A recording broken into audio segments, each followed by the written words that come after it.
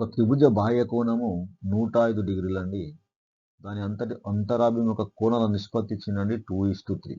అయినా ఆ త్రిభుజంలోని 3 కోణాలు కనుక్కోమన్నాడు. సింపుల్ క్వశ్చన్ అండి ఇది. ఇక్కడ ఫార్ములా గుర్తుపెట్టుకోండి. ఈ స్టేట్మెంట్ ఒక త్రిభుజంలోని బాహ్య కోణము దాని యొక్క అంతరాభిముఖ కోణాల మొత్తానికి సమానం అండి. ఇక్కడ బాహ్య కోణం ఏంది? 105 డిగ్రీలు ఉంది కదండి. యాంగిల్ ఏసీడీ బాహ్య కోణం కదా.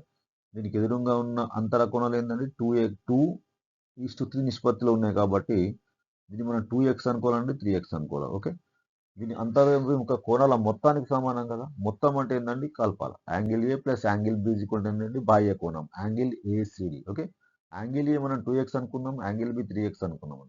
యాంగిల్ ఏసీడీ బాహ్య కోణం ఇచ్చిన 105 డిగ్రీలు అండి. 2x ప్లస్ 3x ఎంత అండి? 5x. 5x ఎంత? 105 డిగ్రీస్ అండి. x అనుకోవాలంటే 105/5. 5 ని పంపించారండి. ఏమవుతుంది?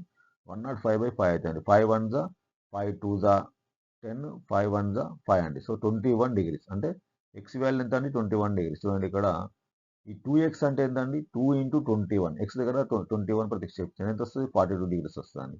3x అంటే ఎంత? x దగ్గర 21 సబ్స్టిట్యూట్ చేస్తే 3 × 21 ఎంత? 63. మిగతా కోణం ఏంటండి?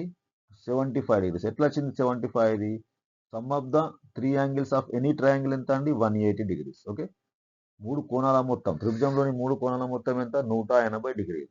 ఈ 2 కోణాలు వచ్చినాయి కదండి. 42 డిగ్రీలు ప్లస్ 63 డిగ్రీలు ఎంత అవుతుంది? 105 డిగ్రీలు అవుతుంది. సో 105 డిగ్రీలను ఈ 180 డిగ్రీస్ తీసేస్తే మీకు ఏమొస్తుందండి? మూడవ కోణం వస్తుంది. 75 డిగ్రీలు వస్తుంది. సో 75 డిగ్రీలు ఇస్ ద ఆన్సర్ అండి. అంటే 3 కోణాలు ఏంది? 42 డిగ్రీస్, 63 డిగ్రీస్, 75 డిగ్రీస్. ఈ 3 కోణాలు త్రిభుజంలోని 3 కోణాలు 42 డిగ్రీస్, 63 డిగ్రీస్, 75 డిగ్రీస్. నచ్చితే లైక్ చేయండి, సబ్స్క్రైబ్ చేయండి, షేర్ చేయండి ఫ్రెండ్స్. Okay, thank you.